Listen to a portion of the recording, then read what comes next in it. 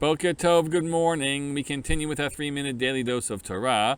This week focusing on some of the psukim and the mitzvot that we find in this coming week's Parashat Shoftim. And today we'll look at chapter 19, verse 14, and perhaps spend a little more time on some days ahead on this verse as well.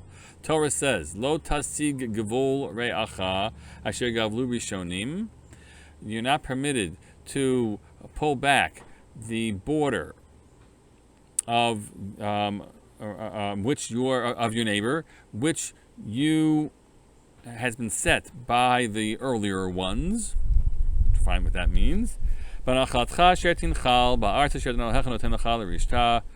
the area that the section that you will be making your inheritance in the land that God gives to you as your inheritance.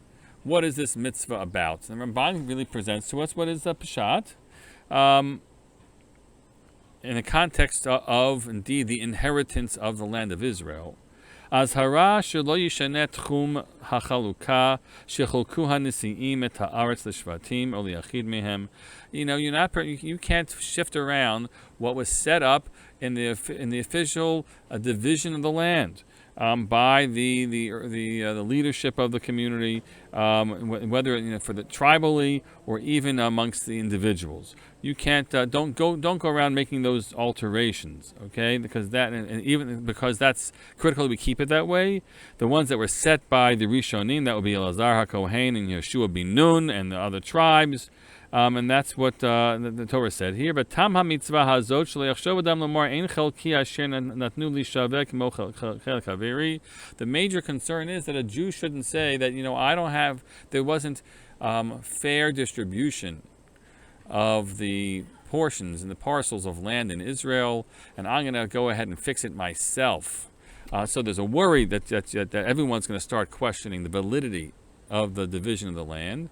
And it's very clear as the Chazal understand the way the division worked, is absolutely different parcels have different different qualities to them. Some are better for growing one thing or the other, and some are not meant so well for farming.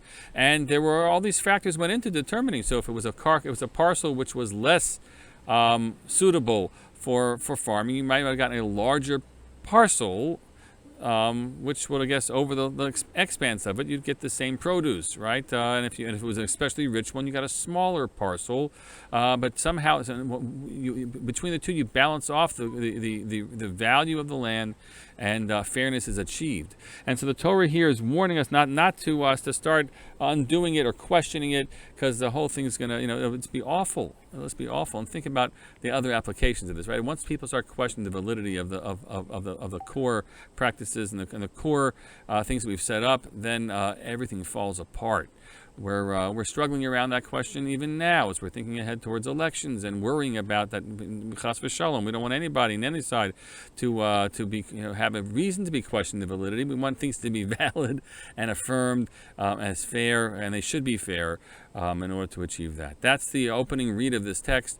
We'll look at some other reads, God willing, tomorrow.